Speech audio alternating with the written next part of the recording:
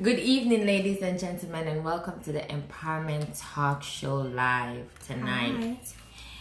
Tonight, we're going to be talking about a very great topic that I myself has experienced with my goddaughter, and I thought it would be great to discuss it because so many children are going through it. Bullying at school. Why? I've seen prior to the start of school, I've seen a lot of, tweets or memes or posts going out talking about bullying and, just give pointers on, if you see a kid bullying another kid, what to do, or just saying things like, what do you gain from bullying other kids? And I don't know, kids, I don't know. I just don't know what they get from it. And it almost seems like a lot of those kids that bully other kids are kids that are going through some form of trauma at home. And their only outlet really is to release it on other others children that they feel more empowered over. And it's not right, it's not fair. And even as adults that we do go through that as well at work, in our personal lives, where people just try to bully you to make decisions that, maybe for them and makes them feel better, but that's true. I never thought about adult bullying. Yeah, there is adult bullying. You find that in relationships too, or you find that in friendships. You find that in family members, especially when you have like one person that is, say, for example, you have a man or a woman that is taking care of another, right? Is earning more. You find that the other sometimes is bullied into, doing things that he or she might not like at any point in time, or at some point in time. So I don't know, what do they gain from it? Because you see, bullying is just a form of allowing the person that's doing it to feel like they're powerful or they're relevant in some sense. Right. But I think that as young people growing up, as children growing up, that they shouldn't have to endure that. They shouldn't have to feel that. They shouldn't have to experience that, because after a while, it starts to affect them in their adult life. Yes. Affect them in their teenage years. Affect them, inside of their college, their workforce, everything. Right. I want to get to share it in a group. So a lot of people are experiencing bullying, right? But how can we as parents now stop it? 1 second, people. Trying to get the background technicalities going. Okay. So bullying is just for people for persons to feel like they're better or they're stronger or they are more superior to the other. That's the word. And for me, talking to my goddaughter, she said, "Mom, they're bullying me about my lips because her lips are thick, right? Her lips are thick, and she's a beautiful girl, and they bully her about her skin." And she didn't want to go to school today because she was like, "Why should I go to school? For what?" And I'm like, "You should go to school because you're going to learn. This is your last year in high school." Brilliant student, beautiful kid. She don't give no trouble at all. You couldn't ask for a better child. But at the same time, society and what other parents or other family members are enduring are affecting the children in the household. Oh, yeah. And then the children are bringing that to school, and it's affecting other kids that is in the classroom. So tonight, I'm reaching out to teachers, principals, social workers, counselors. I'm reaching out to you guys, parents, aunties, uncles. I'm reaching out and I'm saying, sit your child down. Once you find out that the child is bullying, sit the child down and say, listen, why are you doing this? Talk to me. What's going on? If they don't want to talk to you, find someone that they're comfortable talking with, and then let them express that. Because if not, they're going to end up carrying it throughout their lives. Right. Or they're going to end up hurting. Somebody's going to hurt them. Because not every child is going to sit and let you bully them. No, they're not going to sit and allow you to bully them at all. Not at all. So at some point, I remember years back, there was this, this slender kid, bullying this, I don't want to say the word fat, but fat kid. And, he's picking on him. And it's like the little boy got tired of him, and the person just got the perfect shot at the perfect time, and he took him up and just body slammed him to the floor. And I didn't like the fact that, because the story that came out, that both of them got suspended. And I didn't like the fact that, yes, the child resorted to violence, but you don't know about how many months and months and how many torment, how this other kid had tormented, the kid because of his weight, because of his size.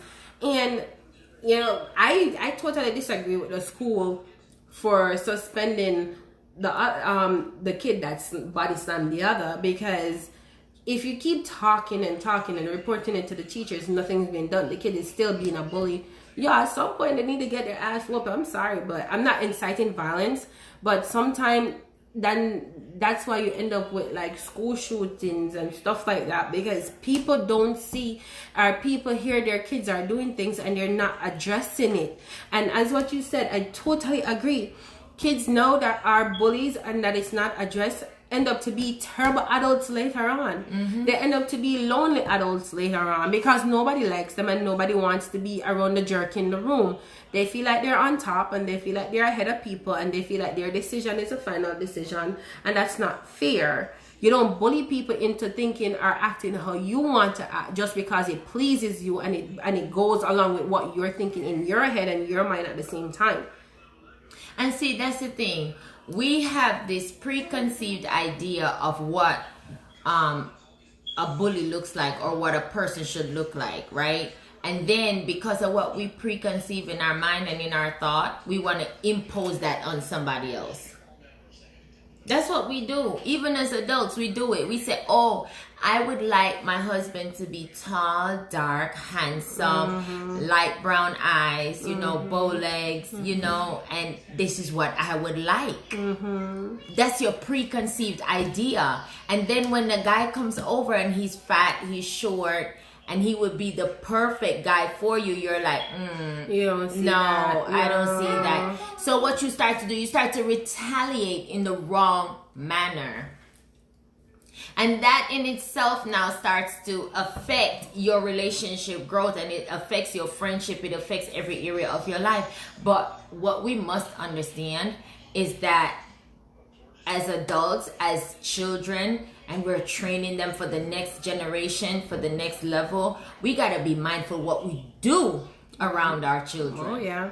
You got to be careful of what you instill around them. Because if you're in a relationship in your house, women, and you're always yelling and screaming, that child is going to go to school and do it. Amen. Totally agree. If the men are in the household and the men are yelling and screaming and bullying the mother, guess what's going to happen to their sons? Their son is going to say, well, my father do it at home, so I'm going to go to school and I'm going to do just that. And there goes the problem. There goes the problem. You know what? I saw a video today of this little white girl. She seemed like she's probably about like maybe 8, 9.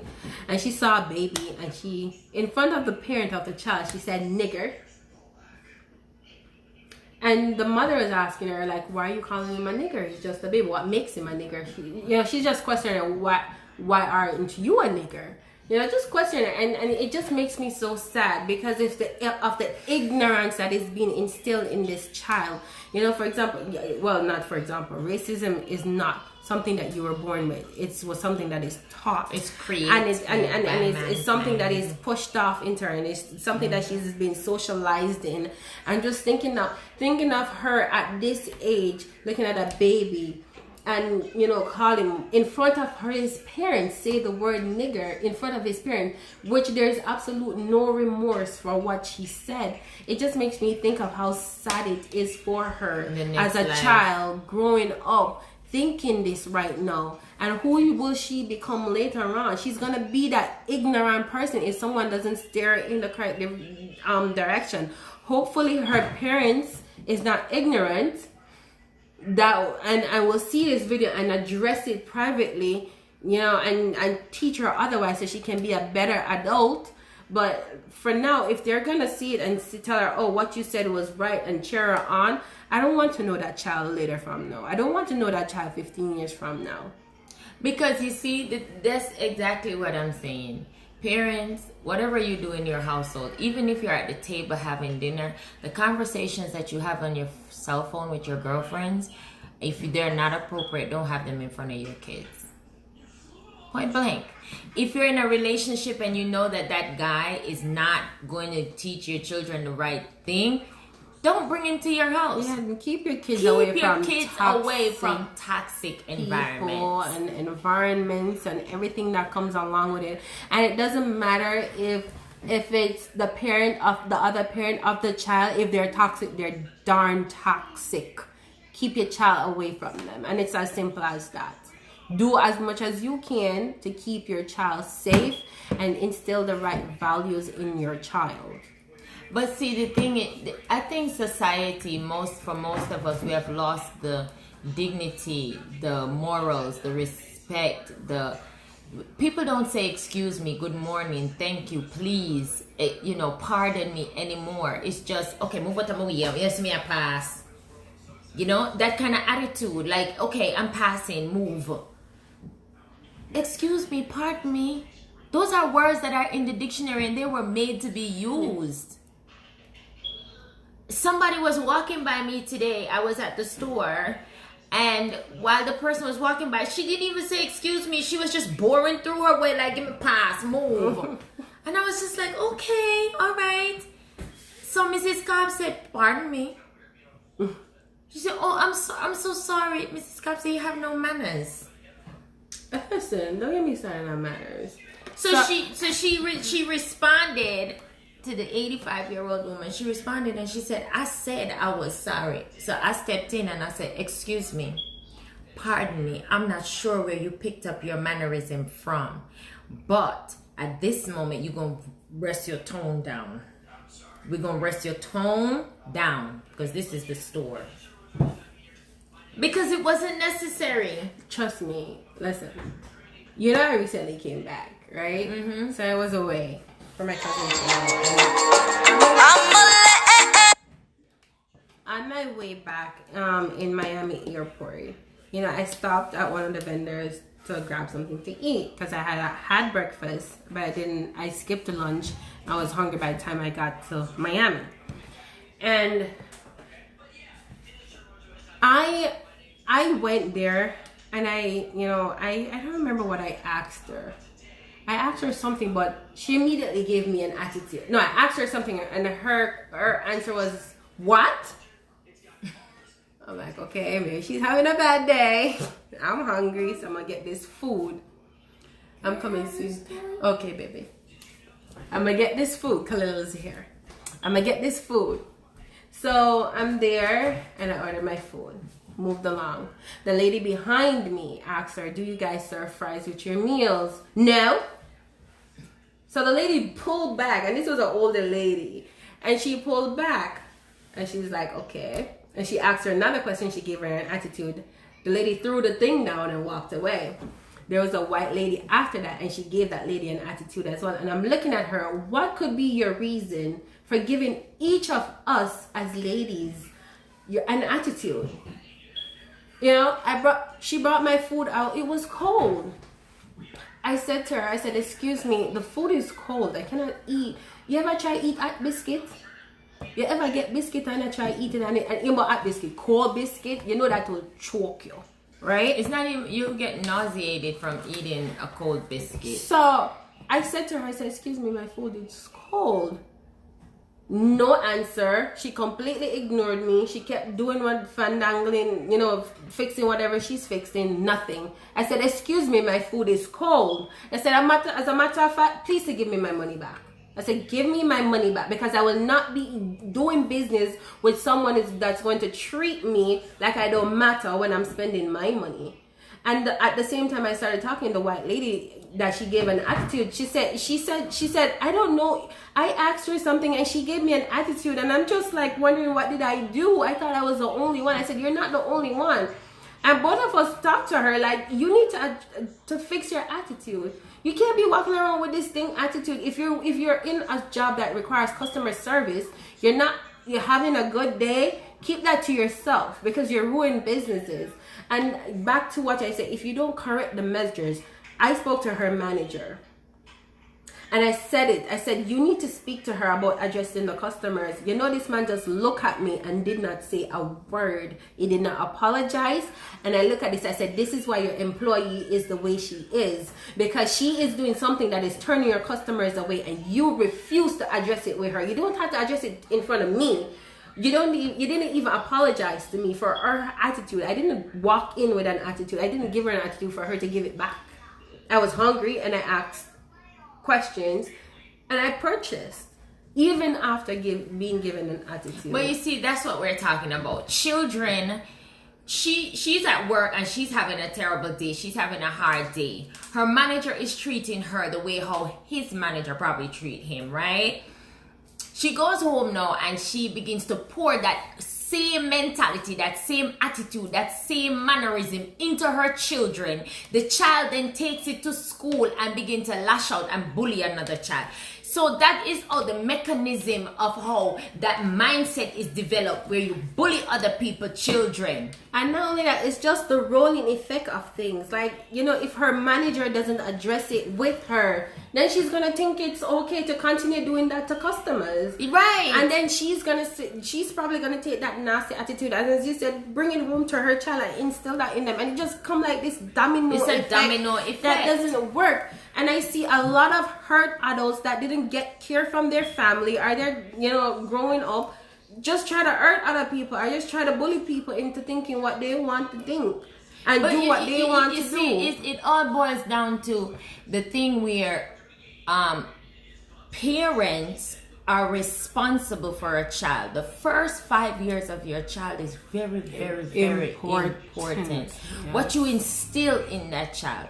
After that, the next 7 years until they're 12 is valuable, because whatever you teach them, that's what they're going to showcase. And a lot of times, we pick up bad habits along the way because we have friends, and we're socializing outside of the household. Yes. Agreed. But at the same time, there are some fundamentals that just do not leave us. One thing I can say about majority of us Jamaicans, I can't speak for no other race, we're very mannersable. Right? We are very mannerable. We believe, there's certain things that we believe in that we just don't break on. I have a friend, she's from Ghana, and she's the same way. She always say, okay, respect yourself. Because it's just that you have a certain moral that you have to live up to. Because your integrity is all you have. Oh yeah. People say my word is my bond. No, your integrity is all you have. You see what I'm saying? And I think that's where people miss the idea, the concept of wanting to be a better version of themselves. And whatever you do, let me tell you, look in the mirror, because when you look at your children, don't you see yourself? When you look at your kids, you don't see yourself? My mom looks at me, she said, oh my God, you are just an image of your father. And I said, okay, thank you. When I was in school, I was bullied about my forehead. And people said, why you wear your hair like that? I said, because when I was in school, I always had to wear a bang on my forehead because I was bullied by other girls. And every day I take my uniform off, I wait for them at the corner of the bridge in Greater Portmore, and I lash them. I was a fighter. I don't talk much. I talk now because my job requires me to talk. But if you get the other side of me, I'm going to whip you. You see what I'm saying? Why? Because my father is a police officer, and my aunt taught me, she said, if you come back in this house crying that somebody bullied you, I'm going to give you a whipping. I said, Auntie, are you kidding me? She said, I'm not kidding you. As I cut this material, and before I spit and it dry, you dry them tears up. I was like, okay. 8 years old. She's living in New York. All the time she laugh about it. And that guy kept bullying me. He ripped my uniform shirt, him and his brothers. They ripped my shirt and bullied me. One day, I couldn't take it no more. I said, okay, I'm going to just wait till I get right close to the well by my house. True story. Ask my grandaunt and my cousins about it. They live in New York. Call them and ask them. I waited until I got close to the well. For those who grow up in the islands or anywhere that you know you got to use the well to fetch water. And I waited until I got there. And Latoya, the well had spring up so high.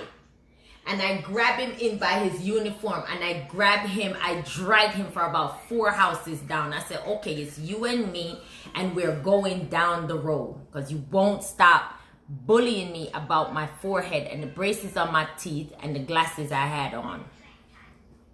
Because they thought something was wrong with my eyes, but there was nothing wrong with my eyes. So my father decided they were going to put me in 4 eyes. Anyway, his name is Kobe. I'll never forget him. When we got down to the well, I took him and I made him drink the water I made him lap like a dog. I said, I bet you will never, ever tease another woman. And until this day, Kobe's almost my age because he was younger than me. And every time he see me, he said, because of you, I know how to treat a woman. I said, don't do it. Sister. Because bullying is wrong. If you're in a relationship, if you're in a marriage, if you're in church, wherever, whatever you're doing in your life, bullying people is wrong. Amen. And we got to stop and we got to think before we speak. And that's something that we should talk about. Think before you open your mouth. Because a lot of times people will push you over the edge so they get the other side of you. But if you learn to just control yourself. Like Nemo said, respect yourself. I know, like, people draw you, like kids that are being bullied. I think one thing though I have to highlight, I noticed, and I don't know if it's just America, but I live here now and I've seen it for a while. I think the kids growing up now are so soft. They're too easy to cry. They don't stand their ground and say, I am who I am. Love me or hate me, this is who I am. You know, they either result, again, even though we talk about violence, that's what we resorted to, and we're not promoting that. But I feel like a lot of them, well, kids either, you know, kill themselves, which is really sad. Kids go shoot up a school, which is definitely the worst of them all. And, you know, kids just fall in this deep depressive state. And I think we have to encourage our kids to just, you know, we talk about like encouraging kids not to be bullies, but we also need to talk to our kids and encourage them and tell them that you are wonderfully and fearfully made, and you are perfect exactly where you are, whether you have a big forehead, a big mouth, whatever the case may be, whatever your shade, your color, instill it in them every single day. Remind them of how beautiful they are every day. I tell my goddaughter, I text her, I said, you're so beautiful. Your skin complexion is beautiful. People still tease me until today, and I'm an adult. And people still tease me. Me with my Wolipa shades. And I'm like, okay, thank you for the compliment. Anifa, thank you for joining. Why aren't you in bed asleep? One thing I really love about the English people, they are so polite. That's true. when my mom was living in Europe, she used to say that. She said, you don't have no manners. I said, Mommy, what are you talking about? She said, in England, when you get up in the morning, the first thing you do after you go to the bathroom, whoever you pass by, you say good morning. I said, I'm not a talker in the morning. She said, I don't care. Didn't you see me sitting here on the couch say good morning? I'm like, you're supposed to say good morning, child. My breath is good morning. So I didn't say good morning. I went in the bathroom, I took a shower, brushed my teeth, I came out, I said, good morning, Mom. And she was not having it. She said, didn't you pass me here before you? But it's the right thing to do. But I just figured not open my mouth because I didn't go to the bathroom as yet. But that's something that's cultural. My grandmother taught me that. Right. She said, don't talk, don't do nothing. Go to the bathroom and come back, and then you can say good morning to people. But my mother had it the other way around. And that's the thing, is again, it's what is instilled in you as a child, is what you do. As you see, Khalil came here, right? What did he say? Good evening. He said good evening, and then what else? What did he want to do? He want to take his shoes off. My kid, no matter where he goes, he's gonna say, he corrected me, he said slippers. He knows he walks into someone's house, take your shoes off, because he knows at my house, that is what you do. That's the rule. That's the rule. You walk in, you take your shoes off by the door, you put it on the mat.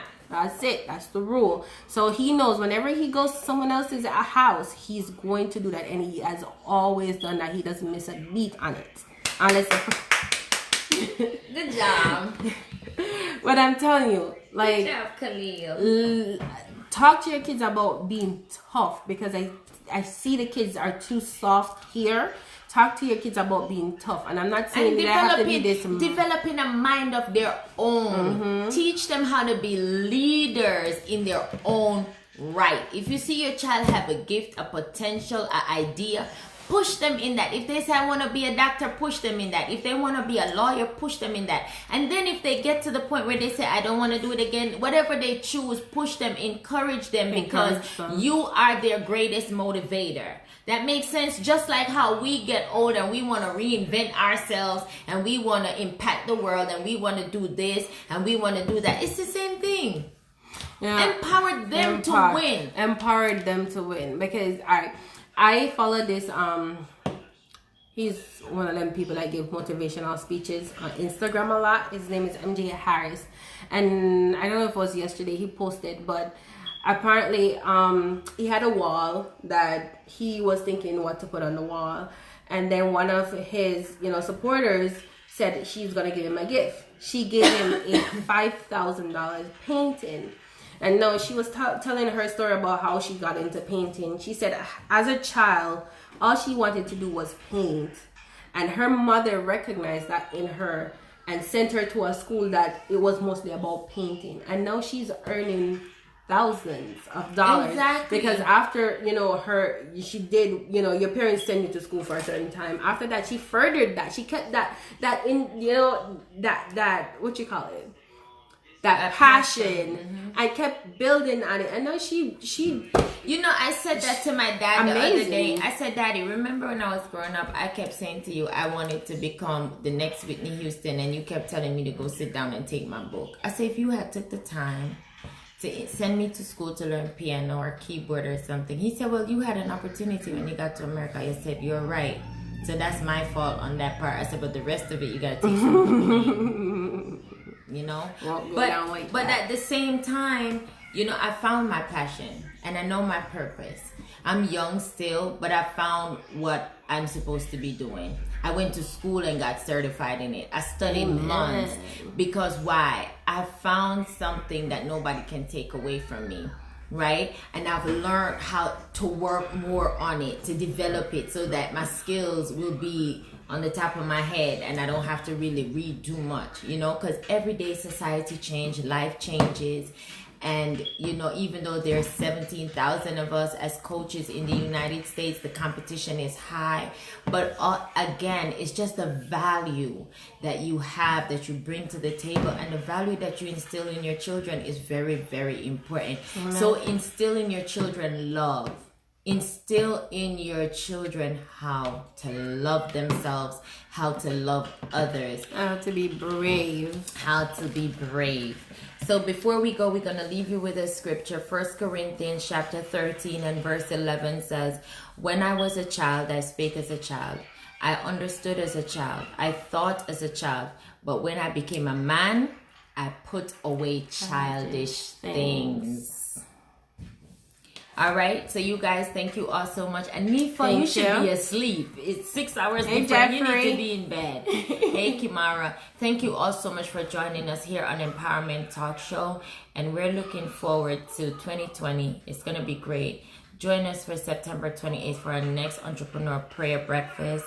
October 26th, we will be in Florida. November 9th, we will be in New York.